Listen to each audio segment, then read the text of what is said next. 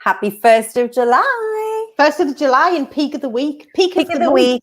Peak of the month. Call it peak of the month. Peak month. It's like the first month of the second half of the year. So exciting. We had our call with our coach last night, so we'll share a bit about that in a second. But welcome, Donna and Cheryl TV, here to keep it real with you. Cheryl, do your little hand thing. See, I look ridiculous when I do that. She looks so do I. I'm not really bothered.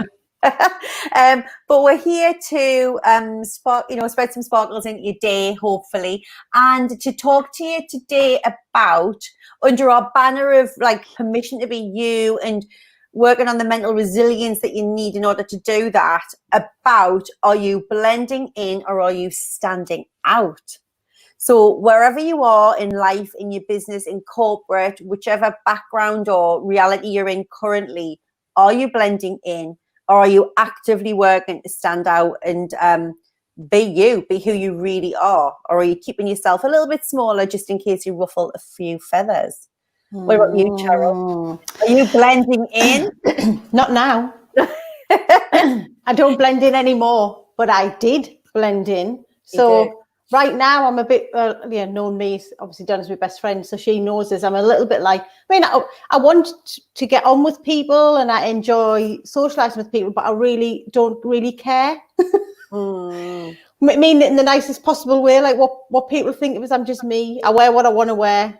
I look like I want to look. Like I've never been, is a more of an adult one who like goes for the latest trends or wears the clothes that other people are going or gets the haircut other people have. Like that's not my appearance wise as an adult, but actually I would say younger was a different story. When I was younger, like particularly before corporate, if I could use a story before corporate, I was didn't really seem to notice it when I was in middle school, like Caleb's kind of age. It was more when I went to comprehensive school. So because I looked different, because I was brown and everyone else, and I mean, I'm not exaggerating when I tell you this, in my school, everyone else in the whole of the comprehensive school, 5 years worth of kids were white. Now, you wouldn't get that nowadays, but back in the 80s in Sunderland in the northeast. So I looked different. So, and then there was another girl called Zoe who joined, who was a year younger than us, who was mixed race, who was Jamaican, who was adopted. And she, because she had brown skin and looked more similar to me than everyone else, like literally, I'm not kidding you, the teachers used to get us mixed up. The teachers used to call us Zoe and I was Cheryl because there was two girls in the school who looked different to all of the other white ones in the school. Anyway, but what I did do when I went to school, because I was brown and everyone else was white, I made sure that I blended in. I was always in like the cool group is who I hung out with. So I made sure that I was in that. I wasn't a gang, we weren't nasty. It was just like the cool group. But I did that. I blended in with that group so that I didn't stand out, so that nobody mentioned the fact that I looked different to everybody else in the school. So I almost adopted this like, and I probably still had it in corporate when we first met each other, this like defensive, like don't fuck with me type. There was an aura. There was an aura that came off you, which like I think fascinated me by you. Yeah. I was like, you would not mess with her. Like. But I developed this throughout comprehensive school. It's a bit like, don't dare come and approach me and mention the fact that I'm brown and everyone else is white. Aura that I gave up because I'm blending in with the trendy white people. So people, nobody mentioned that. So I was very much blending in, and I did things and I behaved in a way that isn't me. Like now I know, now I really know me. Like that wasn't me, but I behaved in that way to blend in with what the other kids were doing and how they were acting, so that I didn't stand out basically. And I did that all the way through comprehensive school, and to the point where I left with 1 GCSE. Like I'm an intelligent woman. I did so well when I was in this middle school. Was really in all the top sets when I went into senior school, and I dulled off. I spent lots of time down Hendon Beach because I was blending in with the group that did that and ignoring like the intelligence and capability I had to excel at school. Going with the lowest common denominator. Yeah. Intelligence. See, I was the opposite. So I think, and guys, tell me, like, what were you doing with, like, did you want to blend in? Did you like standing out? Have you changed as you've got older? Are you more scared now? Because what I found was actually when I thought about this for today's show, I was thinking I actually didn't mind being different when I was younger, which I think Caleb reminds me more of me now because he doesn't really mind being different. He definitely walks the beat of his own drum. But if somebody was picked on or if I spotted injustice, like I was the one going over, it didn't matter how many people were there saying, no, that's not how we do it. You don't speak to people. Like I was always, and I remember being bullied or this girl trying to bully me once. It was just like I kind of refused to be bullied because I was just like, you're being ridiculous. Like it just didn't, I don't know, it didn't. And some of my friends would, if it impacted them, I was very much like, I would stand up for them. I would stand up. There was a little boy being bullied once. And then there was all these cool kids. And I just remember thinking, ooh, like, no, like you're deluded. I just didn't register. So I was quite happy not to be cool. But then there was like me and Claire and Jo. We had our own little, friendship circle. And we were just quite comfortable. Like we were just, we were very clever and we were in the top sets and all that stuff. But I remember being very grateful for that. And it really just didn't, it was kind of like I felt like people were jealous and I was aware that they were jealous. So I didn't hate on them for it. I just didn't get stuck into it. I didn't want to be out drinking and I didn't want to be doing that. I just wanted to get my head down, get it done and be okay with it. I didn't want to do resets. I was like, do not make me come back and do these exams again. So I would just try really hard to do them. But I think as I got older, I lost a lot of confidence with life. And then obviously, as I've spoken about before, had real mental health issues when I was in my 80s, 19, 20 years, and then was in a very abusive relationship. So I think I lost a lot of confidence. So actually, in one of the biggest jobs that I ever had in one of my earlier jobs, because I wasn't doing what I felt was right, I actually failed at the job because I was allowing myself to do what one of the directors wanted me to do, even though that instinctively that didn't feel right to me. And I remember one of the she wasn't the founder of the company, she was one of the senior directors, like she ran the company, there was two of them, saying to me, if I wanted you to be this other woman, I would have hired her to do your job. She was aware that I wasn't active, but I was just second guessing myself. And I remember Cheryl having this like anxiety constantly. And I remember thinking to myself, like, this isn't you. Do what you like, stand up to her. But I did think I just had so much fight knocked out of us by then. I found it really hard. And I would say that was probably one of the biggest learnings from a corporate perspective ever. Of when I failed, when I didn't follow my own instincts and I didn't follow my own gut. And it was really uncomfortable for me. So after that, I think I pressed the reset and obviously got divorced and that really helped. I'm just going to go through comments. Yeah, we've got loads. Thank you. So Wendy's saying she is me, but then not in terms of looking and doing what you wear and what you want. Alison, spend the first half of our life wanting to fit in, the second half wanting to stand out. Yeah. Yvette, I think I blended more with words than looks, fashion, etc. In the last 8 months, I've learned not to stuff my passion down. Need to be a big, sparkly ball of energy, and if people don't like it, it's fine. Yes, if people don't like them, that's okay. Less of a shit as I get older. Yeah. Donna, yes, this was me. I used to defend every bullied person. So did my daughter, Holly. She was always in the middle of whatever was going on, but trying to stick up for people, and she always got blamed for everything because she was always in the middle of it all. I was always taking waifs in. Yeah. Leah's just saying she can relate, was in all the top sets, but thought it was more important to have fun, left school. It was because you were desperate to fit in. Yeah. And then Maxine tried to blend in. Now I'm happy being me. Yes. Love amazing. That.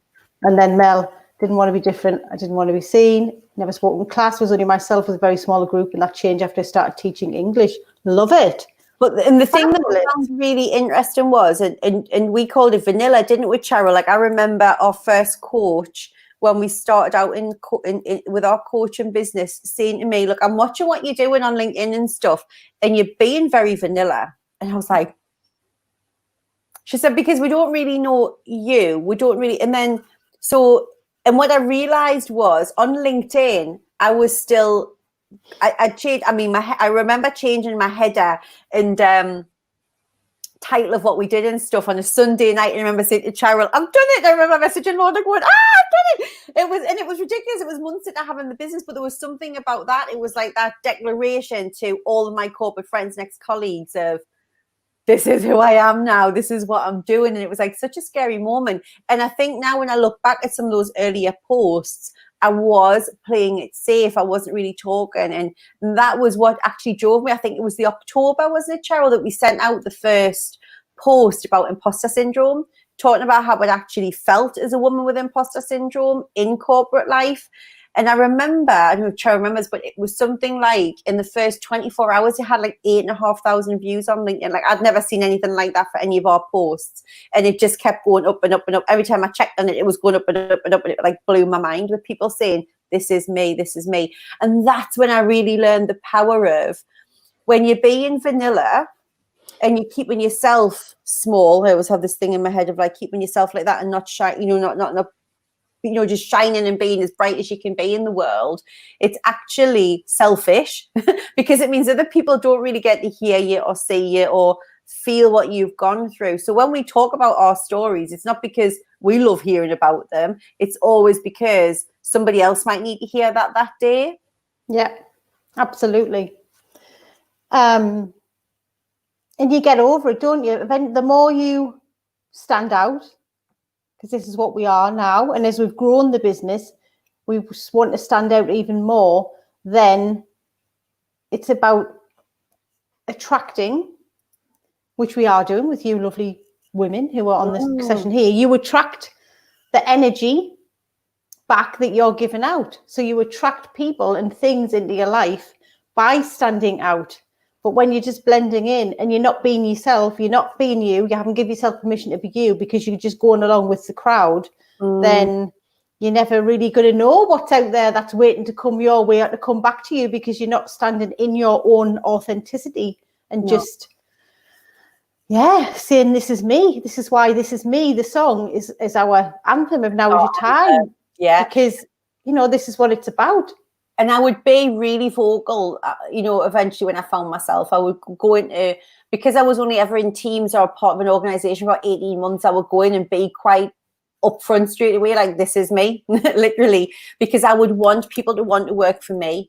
And I used to want to get to the point really quickly of flushing out anybody who didn't, so that they have the option of going to work for a leader that was there. Like, I don't want people to conform to fit my style. Like, I wanted people who wanted to work for a nutcase like me. And like now, like Cheryl said, we want, people within our movement who want to do what we do and not be vanilla, and who might not know how to be, raspberry sprinkled cherry flavor with a splash of pistachio and a chocolate cone, but they want to be that person. They don't want to be vanilla anymore. And this journey that we're all on to have permission to be you is to find out how you can do that and have fun on the way.